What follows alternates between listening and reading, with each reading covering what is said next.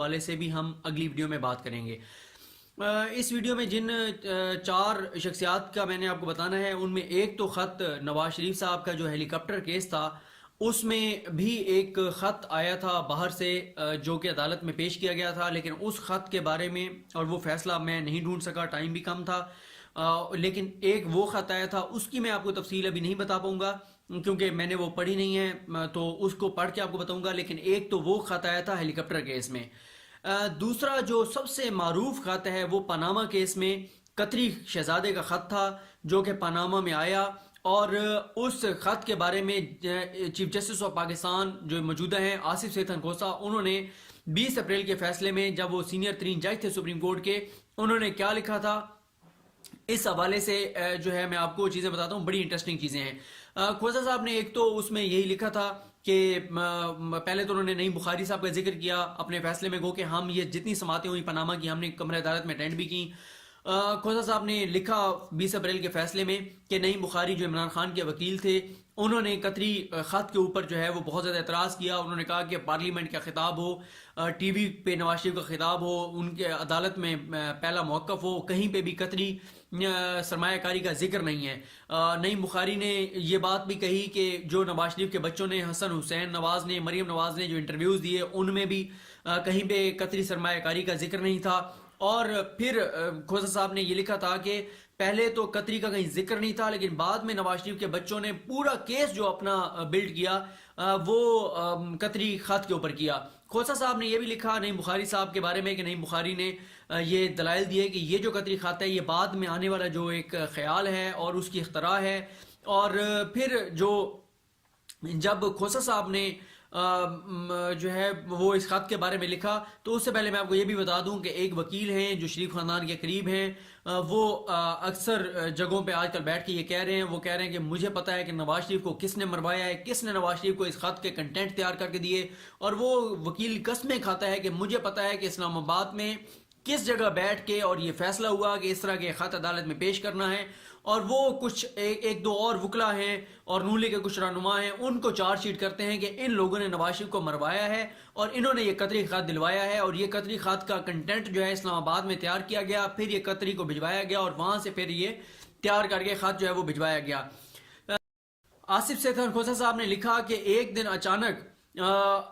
ڈرامائی انداز سے اور اداکارانہ انداز میں سینئر وکیل سپریم کورٹ اکرم شیخ نے ایک خط نکالا اور ہمارے سامنے رکھ دیا، اور وہ جو ہم نے خط دیکھا وہ خط تھا ایک قطری شہزادے کا، اور کھوسہ صاحب کہتے ہیں کہ نہ تو وہ بیان حلفی تھا اور نہ ہی اس کے ساتھ کوئی اور ثبوت تھے، ڈاکومنٹس تھے۔ کھوسہ صاحب کہتے ہیں کہ وہ خط جو ہے وہ ہمارے لیے بم شیل تھا، اور شریف خاندان نے یہ سوچ کے وہ جو ہے وہ خط دیا کہ یہ ایک ایسا بم ہوگا جو کہ اس جو عمران خان سمیت دیگر جو مخالفین ہیں ان کی جو درخواستیں ہیں اس میں جو جو چیزیں ہیں ان سب کے حوالے سے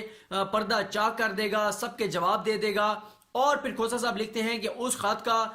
فائدہ جو ہے وہ عمران خان، شیخ رشید اور دیگر درخواست گزاروں کو ہوا، اور نواز شریف کو تباہ کن جو ہے اس کے نتائج کا سامنا کرنا پڑا اس خط کی وجہ سے۔ اور کھوسہ صاحب لکھتے ہیں کہ نواز شریف نے اور ان کے بچوں نے سوچا ہی نہیں تھا کہ ان کو اس خط سے جو ہے وہ کتنا نقصان ہوگا، ان کے لیے ناقابل شمار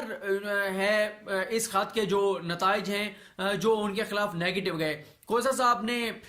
جو ہے یہ بھی لکھا کہ یہ جو خط تھا یہ بعد میں جو ایک خیال آیا اس خیال کو عملی جامہ پہنانے کے لیے یہ خط جو ہے وہ ہمارے سامنے رکھا گیا۔ کھوسہ صاحب کہتے ہیں کہ نواز شریف نے